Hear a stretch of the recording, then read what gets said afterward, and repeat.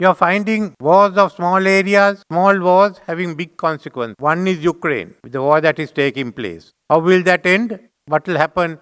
Certainly, it will be a change Europe. But more than that, there's a war taking place now, which is going to have a big impact in our part of the world and outside. That is the war in Gaza. A war which started with an attack by Hamas on Israel, with the global sympathy on Israel, which in which over 2 months has now shifted to a global sympathy for Palestine, not for Hamas, but for Palestinians. How much that has changed? How are this group of fighters taking on one of the most powerful armies in the world? They are not even an armed force. They are a political organization having a military wing to achieve their political aims. Then if you look at this war, it's different from others. Hamas can lose every battle. They say in a war, what you have to do is to win the last battle. But in this case, Hamas can lose every battle, but they'll win the war. Israel can win every battle, but they can't win the war. Because public sympathy today throughout the world has moved to the Palestinian case.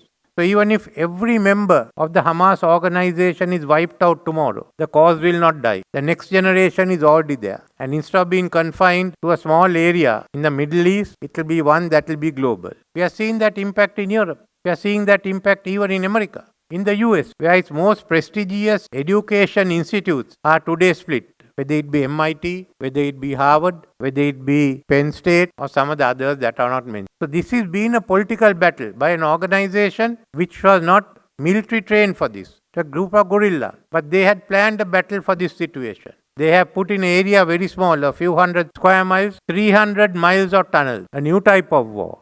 Okay, how do you fight that?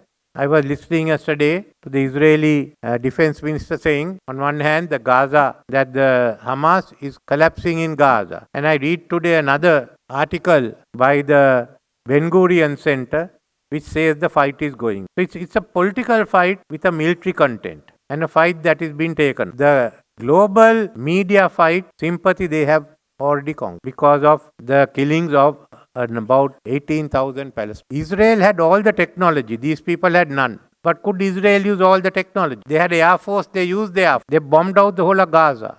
And Hamas has won. So this is a new type of war which we have to remember. Where is the battlefield? Not in Gaza. Into our living rooms, into our dining rooms, into our bedrooms. That is where the war is. This type of impact I'd seen only long time ago in 1967-68 when the Tet Offensive was brought into the living rooms of the Americans and a country that supported the Vietnam War turned the other way around. So all these are new instruments of war. Unfortunately, a lot of people are suffering. 2 million people have been uprooted. 18,000 are dead, mainly women and children. It's a big cost. It's a big cost to pay for it in my view.